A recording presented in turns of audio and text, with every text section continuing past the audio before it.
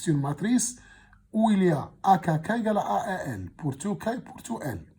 Et pour L différent de K, ALK égale à 0. Ça veut dire exactement que la matrice A est une matrice scalaire.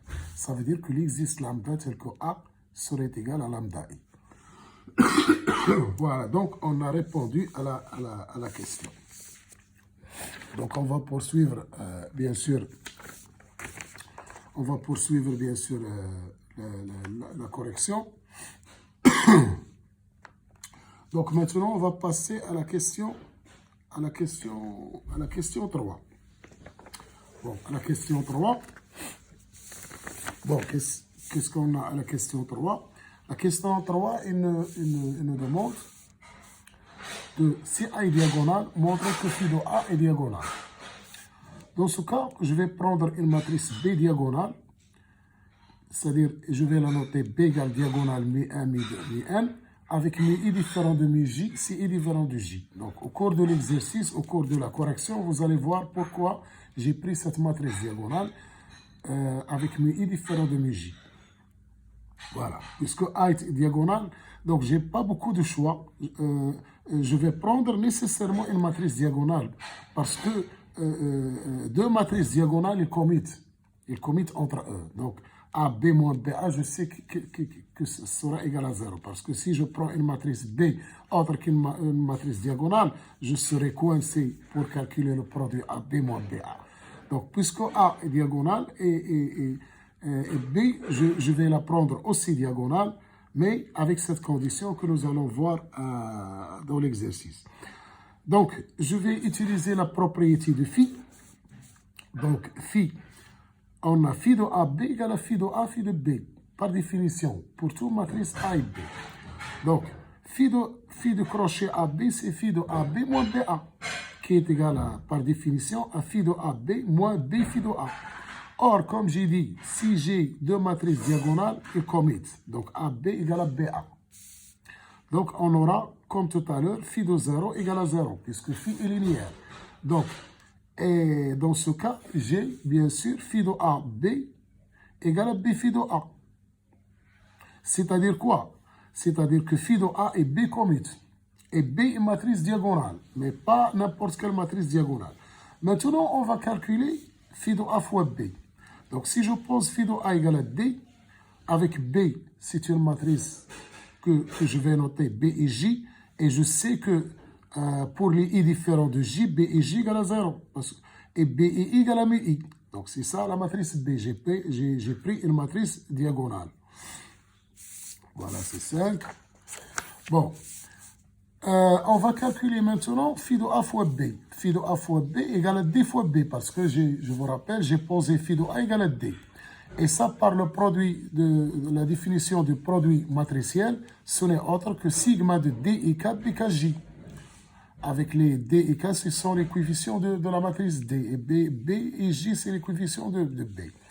Donc, et je sais bien sûr que lorsque K est différent de J, B, K, J égale à 0. Donc, je vais prendre le K égale à J. Donc, K égale à J. Et je vais trouver, bien sûr, le terme qui va rester, c'est uniquement D et J, BJJ. Et par définition, ça c'est D et J, mi J, parce que BJJ c'est mi J. Donc ça c'est le premier résultat. De la même manière, je vais calculer B fois phi de A. B fois phi de A, c'est sigma. Donc j'ai utilisé ici la définition des produits matriciels, c'est sigma de B et 4 DKJ. Ça aussi, il faut retenir tout ça par cœur. Sigma de B et 4 DKJ. Et bien sûr, B et K égale à 0 si K est différent de I. Donc, il va rester uniquement le K égale à I. Et on aura B et I, D et J. Et par définition, B et I, ce n'est autre que mi I. Donc, c'est mi I, D et J. D'où l'égalité, qu'est-ce qu'il va donner? D et J, mi J égale mi I, D et J. Donc, cela est équivalent à D et J, mi J moins mi I égale à 0. Voilà, maintenant, ici, vient l'idée de prendre la matrice B, une matrice diagonale avec les éléments diagonaux sont distincts de 2 à 2. Dans ce cas, mi J moins mi I est différent de 0. Puisqu'on a pris la matrice B, une matrice diagonale dont les éléments diagonaux sont tous distincts 2 à 2. Donc DIJ égale à 0. Pour I différent de J. Et ça, c'est exactement dire que la matrice D est une matrice diagonale.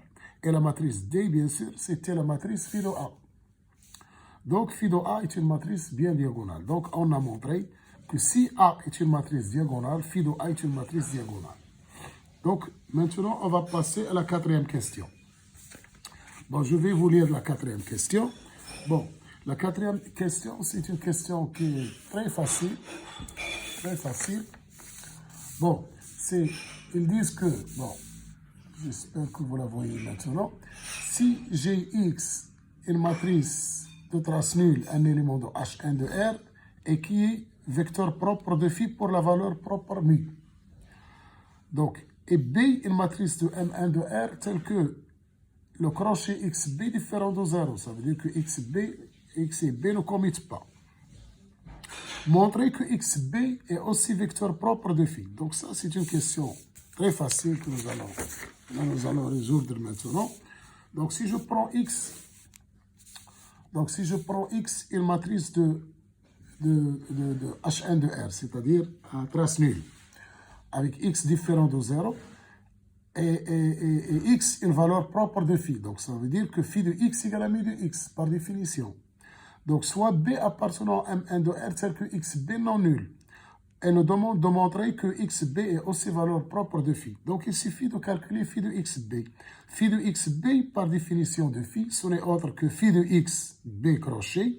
Et phi de X, c'est mu de X par définition, parce que X est une valeur propre de phi, égale à mu XB, la définition du crochet, c'est mu XB moins mu BX. Bon, je factorise par mu, donc c'est mu XB moins BX.